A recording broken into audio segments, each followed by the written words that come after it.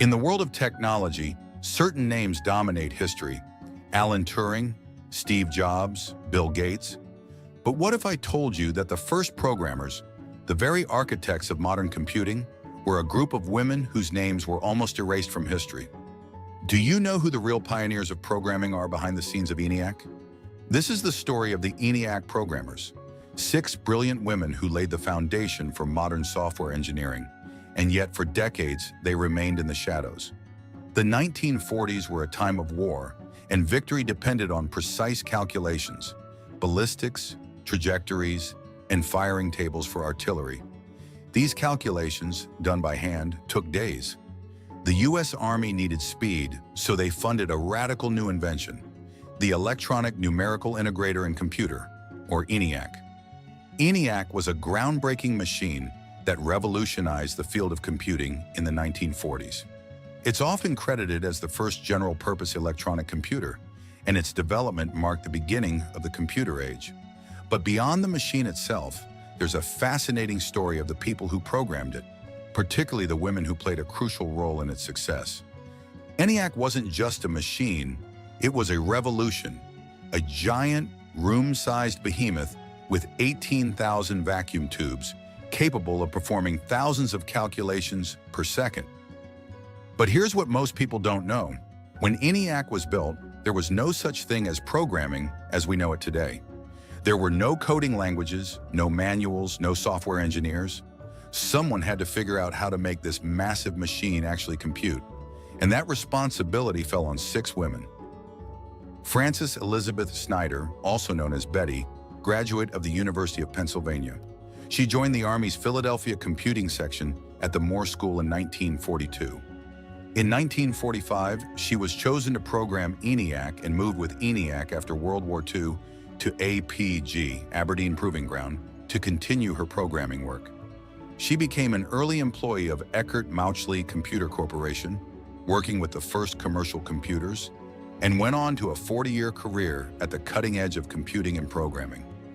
Marlyn Wescoff, graduate of Temple University, she joined an Army radar project at the Moore School in 1942 and became part of the Army's Philadelphia computing section in 1943. In 1945, she was chosen to program ENIAC's ballistics trajectory program.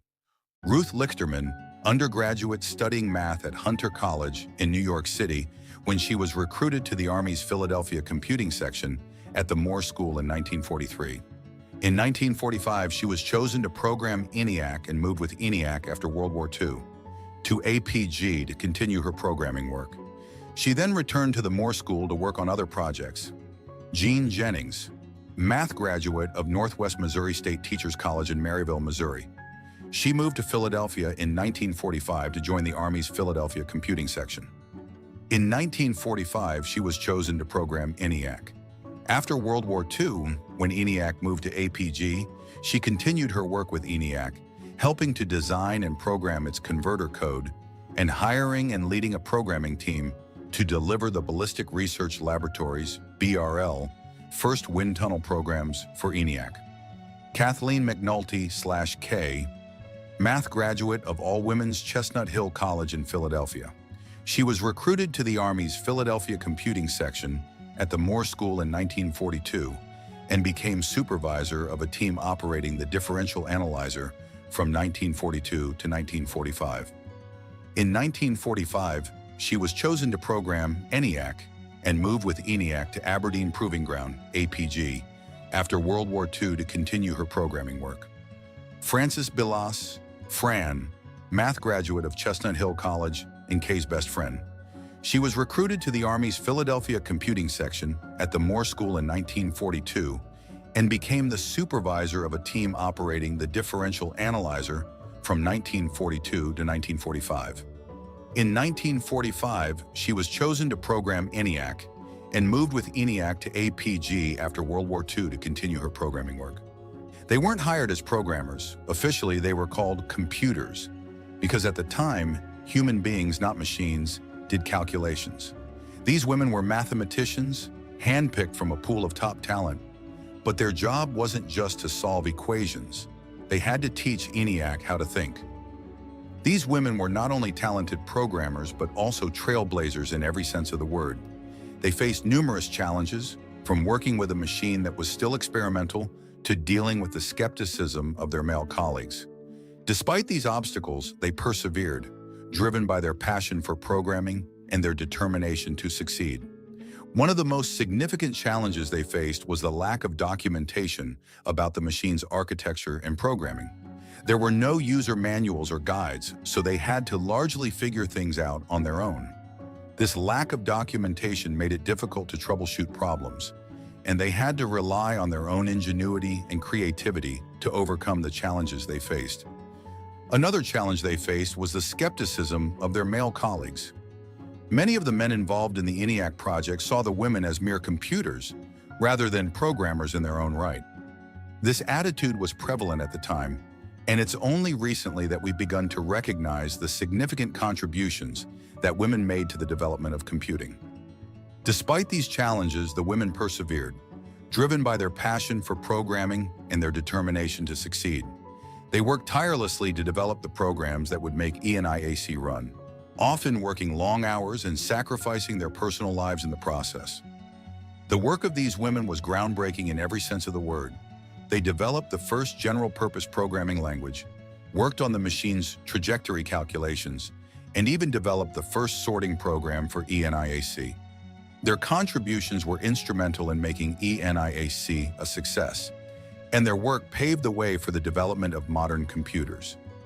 One key moment that showcases the ingenuity and resilience of these women is the story of the 1947 demonstration of ENIAC. The machine was being showcased to the public for the first time, and the women were tasked with developing a program that would demonstrate its capabilities. The program they developed, which calculated artillery shell trajectories, was a huge success, and it marked a major milestone in the development of ENIAC. These women were pioneers in every sense of the word, pushing the boundaries of what was thought possible with technology at the time.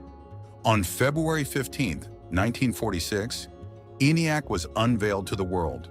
It was a staggering success, proving that electronic computation was the future. But guess what? The 6 women who programmed it weren't even introduced at the press conference. The engineers who built the hardware were celebrated, but the women who brought it to life? Completely overlooked.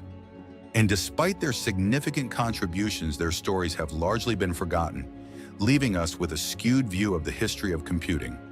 For a long time, the contributions of these women have been overlooked, and their stories relegated to the footnotes of history. As women, they were often not taken seriously in the field of engineering and computing, which was dominated by men at the time. Many people did not fully grasp the complexity of programming the ENIAC, which involved intricate manual calculations and wiring, so their work was not appreciated as much as it should have been, due to the military nature of the ENIAC project. The programmers were not allowed to publicly discuss their work. The challenge of recognizing the contributions of these women is also due in part to the lack of documentation about their work. Many records from the time period are incomplete or missing, making it difficult to piece together the full story of their achievements. Despite these challenges, however, their stories are gradually coming to light, and we're gaining a more complete picture of the crucial role they played in the development of ENIAC. It's only in recent years that their work has started to gain recognition, and their stories are being brought to light. But why did it take so long for their contributions to be acknowledged? Historian Kathy Kleiman conducted extensive research to uncover the stories of the ENIAC programmers, bringing their contributions to light and ensuring they receive proper recognition. The ENIAC programmers were eventually inducted into the Women in Technology Hall of Fame, acknowledging their groundbreaking work. They finally received the honors they deserved, but imagine, an entire generation of young girls could have been inspired by these women had their contributions been acknowledged earlier. The ENIAC programmers didn't just shape the past, they paved the way for the future.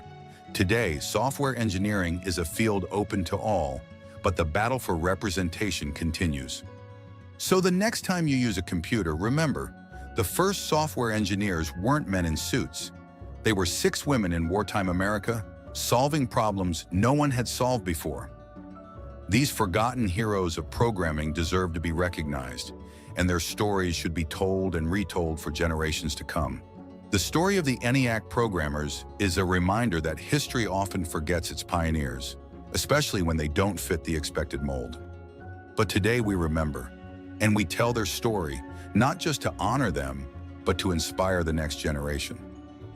If you enjoyed this story, hit the like button, share it with someone who loves history, and subscribe for more untold stories of innovation. Who do you think deserves more recognition? Let us know in the comments.